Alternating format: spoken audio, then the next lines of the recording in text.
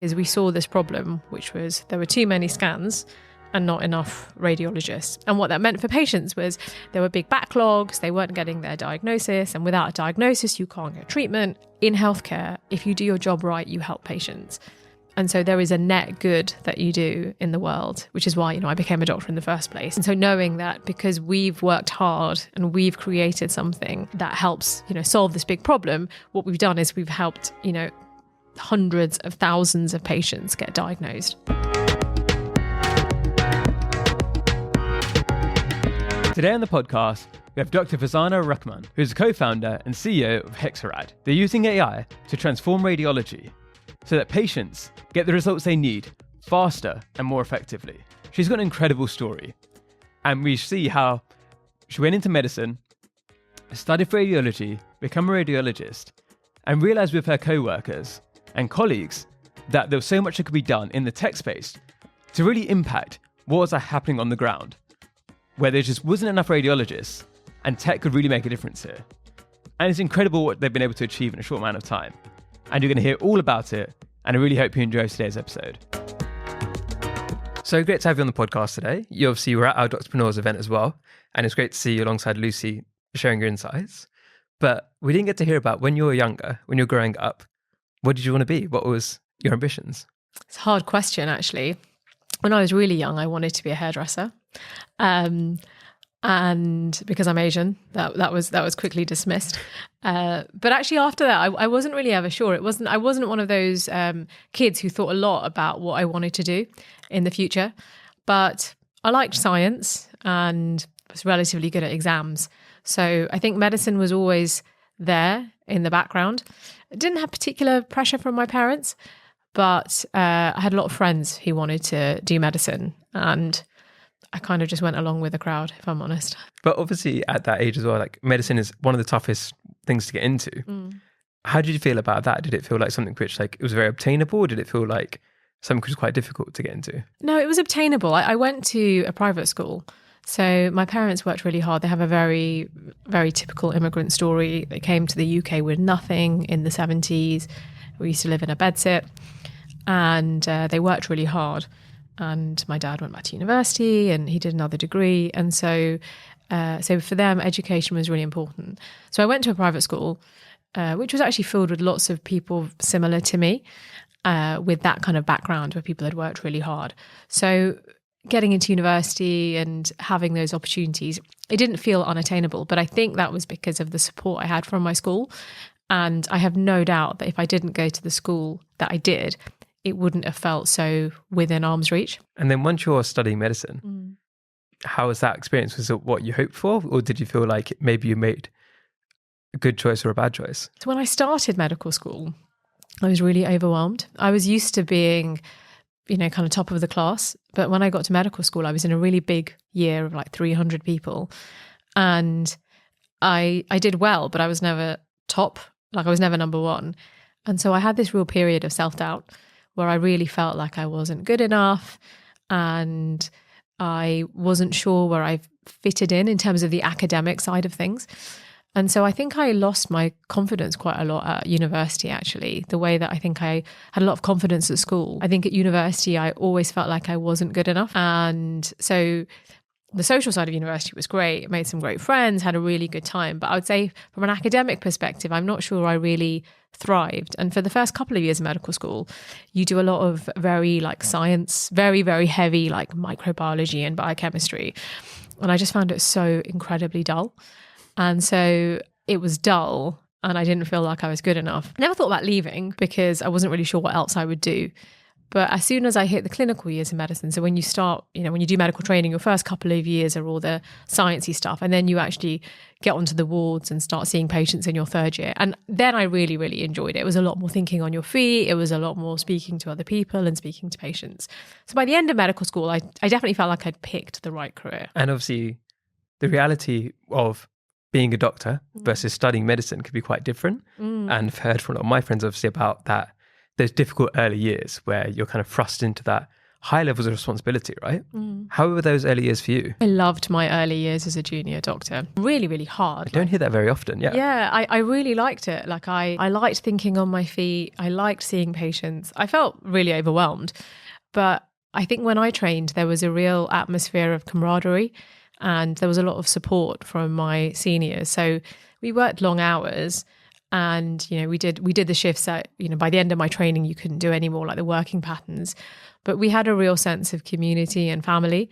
And my early consultants were amazing. Like they, were real mentors and would kind of guide you along this quite difficult path. As you say, you're young, you're suddenly thrust into making some decisions which are very, admin and clerical, but some which are life and death. And you have to flip between the two and you have to know what's important. So, but I had a really, really good team. So yeah, I loved being a junior doctor much more than I enjoyed being like an early stage medical student. And obviously with the medicine career, right, you specialise and that's the normal kind of path people take.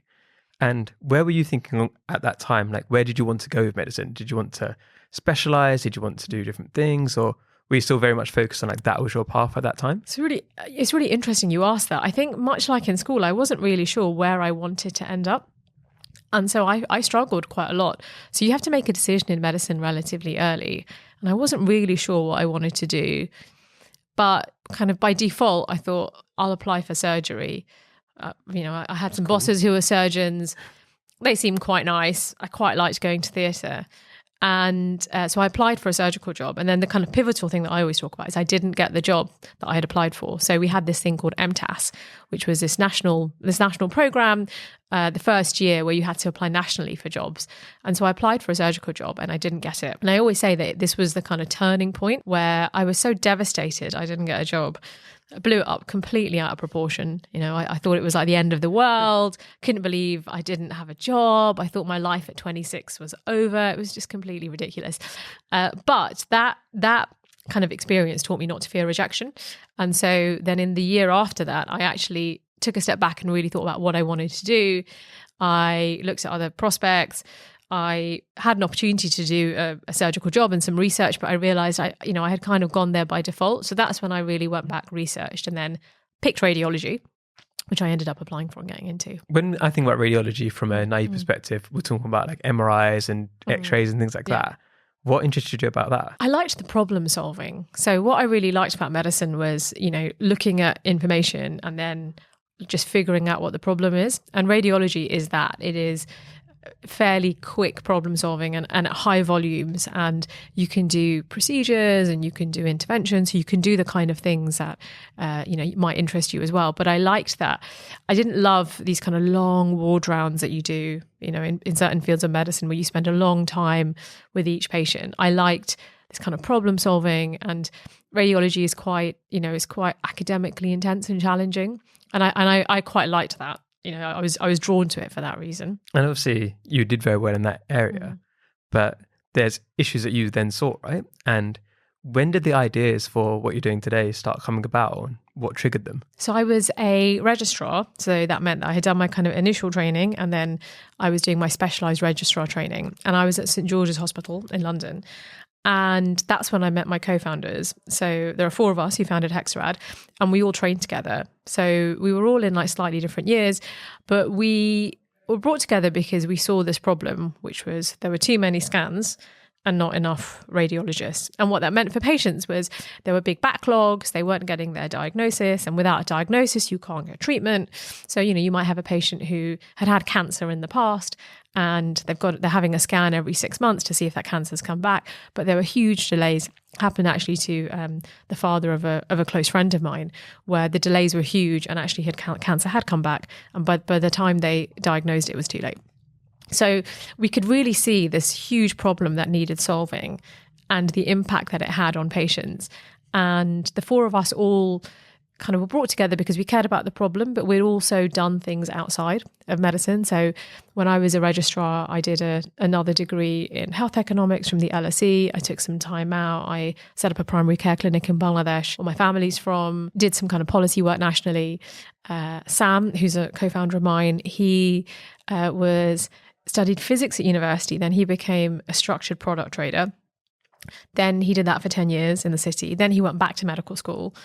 And then Amy, she was an editor at the BMJ, and Jay had done, a fair bit of entrepreneurial stuff. So we all had done things outside of medicine, which I think is a long way of saying we liked solving problems at scale. So we loved the frontline stuff, but we really liked the idea of being able to do something that solved a big problem.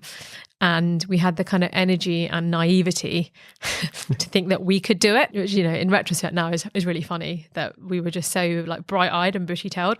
But then, you start going and then you just really want to solve the problem. So then, you do it. And so that's how we formed Hexarad. When you kind of came together from like that problem, did you think there's going to be something you span out into a company, or what was it initial? Was it just like an idea phase, or when did you decide, let's actually do this and let's make it a serious business? So we started off, wanting to solve the problem, but it was always a bit of a side hustle.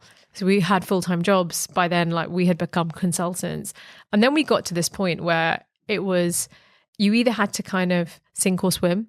And I had this like brilliant advice from this other radiologist I worked with when I was a registrar. He was a consultant. And he said something, he said, if you don't believe in yourself, no one else will. And that's the first question you've got to ask yourself. And so at that point, it was, if we don't believe in this enough to take a leap, then no one else ever will. And it's got to cost you something.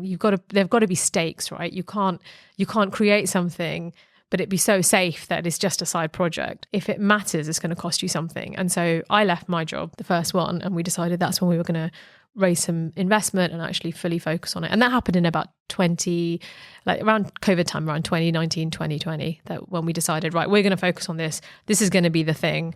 I left my job then, and then we raised our first investment round shortly after that. What's interesting as well, we're 4 co-founders. How did you decide the different roles you're going to take on? Because obviously you all work together, which is quite good because you know a bit about each other's working styles, how you interact under pressure. But it must have also been quite a difficult decision about maybe 2 of you wanted to do the same thing. How do you resolve that? And I think that sometimes stops some people from starting something because they just don't know about the interpersonal dynamics. So how did you think about that? How did you work out who's going to do what? What's really interesting is that we all naturally fitted into specific roles really early on. And, a few years later, we've done all this leadership training and we've done all these like gazillion personality assessments that you have to do. And we each have 4 very distinct personalities, which fit. I think in our first investment round, we had this big part of due diligence was assessing this. And so we each, our kind of core strengths very clearly fit with certain roles. So we didn't actually have much debate about this. It was really obvious to everyone who would be good at what, and it still is. So I think I'd love to say that was strategic, but I think we got lucky. Yeah.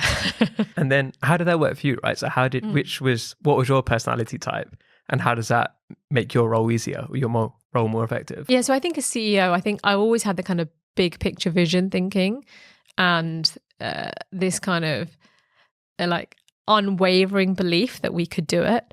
And very good at taking rejection. So that is all stuff that I think you need as CEO. And I like people. I like talking to people. I like listening to people. So I think that was, really clear early on. Amy's like really good at relationship building. She's very kind of creative and commercial. And so her being Chief Commercial Officer was again a natural fit. Sam, because of his finance background, he's amazing at numbers. And so he very clearly fit into that. And Jay is very, kind of can see the big picture. So can see can understand the vision that I want to get to, but he will figure out how we get there. So he is kind of a natural Chief Operating Officer and in charge of product. Looking at those first steps, right? So you quit your job, and obviously it must have been quite scary leaving quite a high-flying career, which obviously comes with a lot of prestige, a lot of status. What are the first steps you take to trying to make this a reality and to take this from something which is just a side hustle which you're doing on the side to let's actually build this and let's really make the impact that we hope to make? So we had actually done a lot of work before we got to that stage. So we were revenue generating a really good amount of revenue before we even got to the stage where we needed to raise investment. And actually, the first thing we did before any of that, when it was still like a side gig, we partnered with another big imaging company and we had a joint venture. So I think that in retrospect now, that was almost like they helped seed the business. They didn't give us investment. We didn't give equity away, but we had a joint venture partnership where they provided us with some of the equipment. And so by the time it came to quitting our jobs, we had done a fair bit of work. We had figured out there was a product market fit. We had shown that our idea could generate revenue. We demonstrated that we could work together. So I think translating that for other people, I would say if you can get that bit done and you can show like, you know, a little bit of proof that what you're doing is going to work, it's important for investors, but it's also important for yourself, right? Because you don't want to, you know, leave your job and not be able to pay your mortgage for something that you're not, at that point, you don't believe is going to work. We hope you're enjoying the episode so far. We just want to give a quick shout out to our headline partners, HSBC Innovation Banking. One of the biggest challenges for so many startups is finding the right bank to support them. Because you might start off and try to use a traditional bank, but they don't understand what you're doing. You're just talking to an AI assistant or you're talking to somebody who doesn't really understand what it is you're even trying to do. HSBC have got the team they've built out over years to make sure they understand what you're doing. They've got the deep sector expertise and they can help connect you with the right people to make your dreams come true. So if you want to learn more, check out hsbcinnovationbanking.com.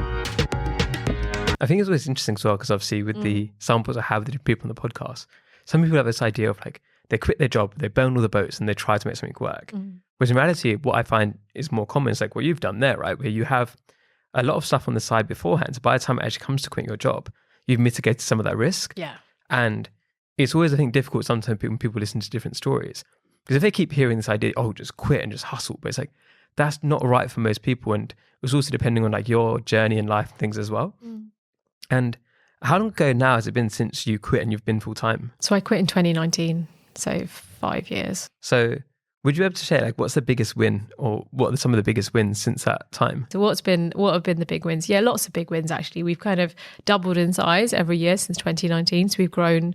We kind of went from a small team of like 4 founders. We now have over 70 people. We have a few hundred radiologists, and we, you know, have a much bigger customer base. So that's been, you know, a huge win. We've won a bunch of awards. We've raised investment, so a Series A and a Series B. So I guess that's an achievement. Although I would say that, you know, the growing of the company is certainly more interesting than, you know, raising money. So I think those things, and then actually just the people and the culture that we've built. We've just got the most amazing team. I say this all the time. I said this when we were on our panel, like, you know, I think a good rule of life is to be the dumbest person in the room. Surround yourself with excellence. And I learn something from the team members at Hexarad every day. We've just got an absolutely brilliant team. And I think we've got a really strong company culture. We're very values-based. And that has really helped to kind of foster this environment where, you know, I love going to work. And actually we do quarterly staff surveys, and 100% of our staff find their work meaningful. So that, I think, having a good team has been awesome. And then, you know, the last thing is that, you know, in healthcare, if you do your job right, you help patients. And so there is a net good that you do in the world, which is why, you know, I became a doctor in the first place. And so knowing that because we've worked hard and we've created something that helps, you know, solve this big problem, what we've done is we've helped, you know, hundreds of thousands of patients get diagnosed. And what's interesting for me is like earlier on in the episode, you talked about how at school you were one of the highest achievers. So you were top of the class. And then you struggled initially when you went to university because you weren't top of the class anymore. And it's interesting now what you said about being the dumbest person in the room, because it's almost a flip of what you had before, right? Where before that might have made you feel insecure whether or not you belonged. Whereas now you're in a stage where you're much more secure in terms of knowing, actually, this is a good thing because I'm being able to learn people around me. Have you ever kind of thought about that and how that journey's gone from maybe before you wanting to be at the top all the time to now actually kind of liking that you've got a team around you maybe more knowledgeable in different areas than you are? I haven't thought about that. That's why you're a really good host. I think that's a really good point, actually. And I think maybe it stems from like security. So I think if you're secure, and I think that comes with age, right? So if you're secure in who you are and you feel like you add value, you don't need to worry if there is someone brighter than you. And there should be people who are brighter than you. That's what I loved about him. As a consultant, I worked at UCLH, so a big teaching hospital. And I loved that my colleagues were so clever. I could ask them about the latest research or be working with clinicians who were the only people in the world who treated certain conditions. So I think, you know, if you are surrounded by people who are excellent, you also rise to the challenge and you try and be better. So yeah, you're completely right. Like, I think there's nothing interesting about if you're the smartest person in the room or you feel like you're at the top. Maybe it just means you're in the wrong room. We're also looking at the product as well. So we mentioned it's to do with the long waits that people had to do radiology. Could you also let us know, like, what's the product like today and what difference does it make? Like, explain like M5 kind of way. Yeah, sure. So it's a radiology platform. And as I said, the core problem we're trying to solve is too many scans, not enough radiologists. So we have 2 products in the platform. So we connect to hospitals, our technology integrates with hospitals. They send us like thousands and thousands of scans. We've got other radiologists who use the platform and they then read the scans and send them back. And that finding the scans, allocating the scans, there's quite a lot of complex tech that goes behind that. And I say our key differentiator is our focus on allocative efficiency. So getting the right scan to the right radiologist at the right time. So we've then also taken some of that core tech and we've also created software for hospitals. So when we go to them, we say, look, you can use our software to optimize everything that you already have. And then when you need more resource, then that's when you use our teleradiology service. And has that adapted over time, or has that been fairly constant since you quit your job? Or what have you had to pivot or tinker with since? Yeah, no, it's definitely adapted. So when we first started, we, as I said, we didn't have any money. And so we just needed to get scans reported. So we went to our mates who were radiologists and, we did everything ourselves. So, and in radiology, there is like thousands, like over 4,000 different types of scans. And each person will report different types of scans and it's not consistent. So you then need to know who is the best person to report a certain type of scan. So when we first started, if you've got 5 scans and 5 radiologists, who are your mates? You know which scan should go to which person, right? But when you've got 5,000 scans and when you've got, 200 radiologists, that is quite difficult because how do you know you're going to get the right person, the right scan to the right person? So that's the kind of ethos of the tech that we've built. And so, we kind of started off with it being a very complex like logic model that Sam built, who's our CFO, but was the trader. And then very early on in our journey, Tim joined. So he wasn't a founder, but he was probably our first kind of strong like tech lead. And so he's our CTO. And he then has now been instrumental in building all of this technology that takes that core intelligence. And he's got a really interesting story. So he studied philosophy at university. Then he was a model. It's like super random. Was a catwalk model throughout university. Then he started working. Then he taught himself to code. Then he worked at Deliveroo, and then he joined us. So how those pivots have happened as well. And obviously, as you said, you've scaled from like the core team initially of 4 people is now over 70 people. What have you found the most difficult about that journey of scaling from those early days to where you are today? I think the question that like I think about all the time is how we preserve our culture, because I think that's one of the most, if not the most important thing, assuming that you've got the right product. But your culture, your company is your people. It's not, it's your product, but it really is your people. And making sure that everyone is aligned and that everyone is living our values. It's really easy when there are 5 of you because you're all sitting around the table. But as you get bigger, you're not all sitting around the table. So how do you make sure that culture translates? I say that I think that's really hard. And scaling is really hard. So one of the things that we've come to learn is that you might build a process and it will be great, but you can guarantee that 9 times out of 10, that process will not be what you need in a year. And that's okay. You need to let it go. You need to know that you need to keep pivoting and keep growing. So I think always changing and, in order to accommodate the environment you're in, that's quite different to when you're a doctor in the NHS, because actually many of the protocols and processes are the same, but that's different when you're scaling a company. And how have you been able to try to maintain that culture? Because you mentioned earlier about the 100% staff satisfaction. What do you think you've done to be able to maintain that and keep people happy as you have? So I think it's a work in progress, actually. I think the first thing is that it's really important to us. So we talk about it a lot.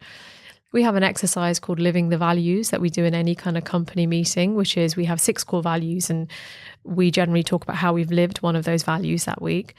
We are intentional with hiring. I still go to, we do 2 or 3 rounds of interviews and one of them is purely values based.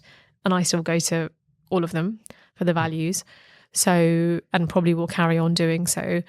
And then, as we're scaling, we try and have touch points for our team to kind of know, regular communication, all hands. But, I don't know if we've got the final answer for it, to be honest. It is a really difficult problem to solve. And so it's something we think is really important, but I'd be lying if I said I think I've cracked it. I don't think we have.